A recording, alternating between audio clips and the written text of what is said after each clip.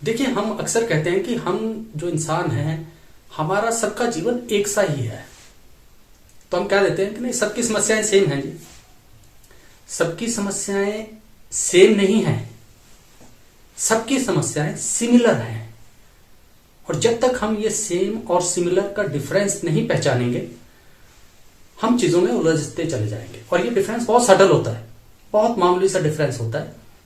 आइए इस बात को समझते हैं। जब भी मान लीजिए दो प्रेमी हैं, अब होता क्या है कि उनमें ब्रेकअप हो गया। 1-2 साल कुछ अफेयर चला, रिलेशनशिप चला, फिर ब्रेकअप हो गया। अब वो जो दोनों लोग होंगे, उन दोनों के माइंड में एक ऑटोमेटिक रिस्पॉन्स हो गया होगा सेट, कि अगर कोई व्यक्ति इस तरह की चीजें करने लगे, इस तरह का बर्ताव करने लगे, तो समझ लीजिए ये खतरे की निशानी है, या समझ लीजिए कि यहां पे तो काम बनने वाला है। वो ऑटोमेटिक रिस्पॉन्स हो गया, क्योंकि आप एक रिलेशनशिप से गुजर गए, उसमें कुछ एक्सपीरियंसेस हुए। मान लीजिए अब यही एक दूसरा रिलेशनशिप बिल्ड कर रहे हैं किन्हीं दूसरे लोगों के साथ, तो यहां पे अगर कुछ उस तरह की बातें दोबारा सरफेस होने लगे, तो इनके माइंड में एक डिफॉल्ट सेटिंग जो है वो हो चुकी है। लेकिन अब ये स्थिति सिमिलर है, सेम नहीं है। सेम क्यों नहीं है? सिमिलर का मतलब कि पुरानी स्थिति के आसपास है।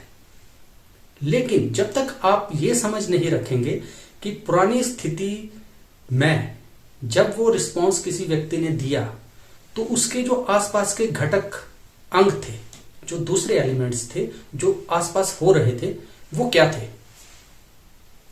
और नई स्थिति में अगर ये व्यक्ति वही रिस्पॉन्सेस जनरेट कर रहा है, तो इसके आसपास की परिस्थितियां और जो सराउंडिंग एलिमेंट्स हैं वो क्या है।